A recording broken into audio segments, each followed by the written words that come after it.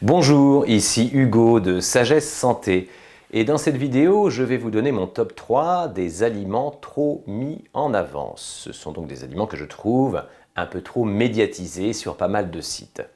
Je ne vais pas vous dire bien sûr que ces produits ne sont pas sains, bien au contraire, mais de là à les placer en haut du podium et à les considérer comme les meilleurs aliments du monde, il y a un peu de marge. Je pense aussi, et c'est vrai pour mon propre blog, qu'il faut toujours nuancer de plusieurs manières ce que l'on dit afin d'être le plus juste possible. Quoi qu'il en soit, les trois aliments que j'ai choisis sont la patate douce, l'huile de coco et les graines de chia.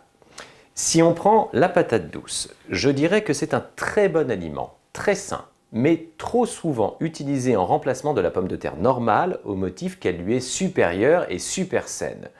Mais si vous regardez la quantité de calories, de glucides, de vitamines et minéraux, vous verrez que la pomme de terre est au-dessus de la patate douce.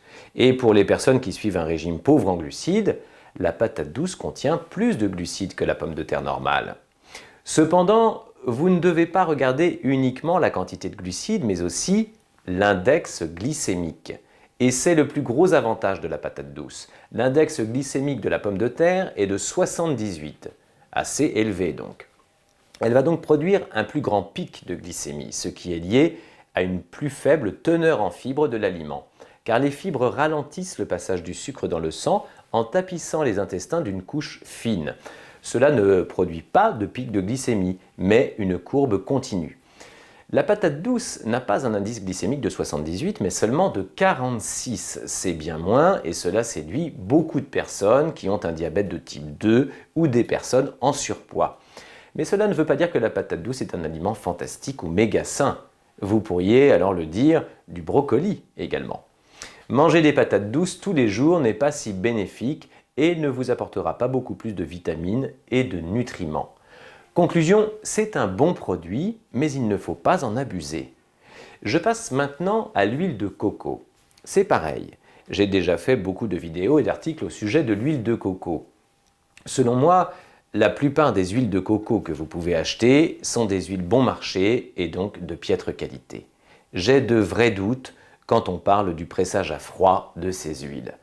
J'opte donc pour l'huile de coco vierge. On peut en trouver de diverses marques en magasin. Sur certains blogs, on peut voir que cette huile est qualifiée de super aliment, tandis que d'autres blogs ou des agences de santé nous mettent en garde à propos de sa teneur en acides gras saturés. J'en ai déjà parlé en long et en large, il ne faut pas nécessairement avoir peur des acides gras saturés, mais bien du sucre ou des graisses transformées qu'on retrouve dans les margarines par exemple. Donc oui, l'huile de coco est un excellent produit, mais le qualifier de super aliment est quelque peu abusif. En tout cas, je ne le ferai pas parce que l'huile de coco est très riche en calories et une surconsommation pourrait entraîner une prise de poids. Si vous en prenez une cuillerée par jour, il n'y a pas de problème. Mais si vous passez à 4-5 cuillères par jour, cela représente beaucoup de calories. Enfin, je vais donc vous parler des graines de chia. Elles sont aussi très prisées pour leur effet positif sur le cholestérol, la perte de poids, etc. Même si on peut le lire un peu partout, je n'en ai toujours pas de preuves scientifiques, ce qui me fait conserver quelques doutes. Par contre, de nombreuses personnes en consomment pour leur teneur en protéines. Les plantes contiennent en général peu de protéines, excepté les graines de chia, de lin ou la spiruline et la chlorella pour les algues. Ce n'est pas qu'une bonne source de protéines, c'est également une source d'oméga 3. Concernant les oméga 3, il existe plusieurs types, et celui qu'elle contient, c'est l'ALA.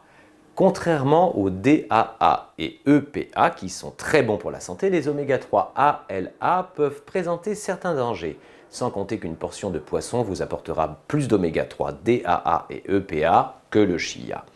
Donc même s'il s'agit d'un très bon produit, je suis en désaccord sur plusieurs points avec certains blogs qui le considèrent comme un super aliment.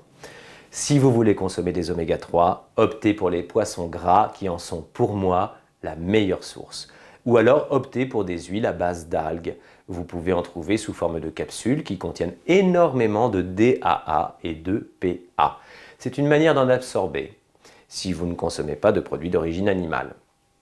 C'était donc mon top 3 des produits trop médiatisés et je vous retrouve très bientôt pour une nouvelle vidéo.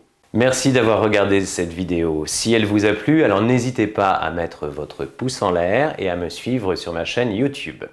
J'ai écrit un livre qui rencontre un vrai succès et qui s'intitule Bible minceur, dans lequel vous trouverez plus de 100 délicieuses recettes pour perdre du poids et vous débarrasser de votre petit ventre. Alors rendez-vous sur bibleminceur.fr pour acheter le livre et pour une durée limitée, vous pourrez y profiter de réductions et de bonus exceptionnels.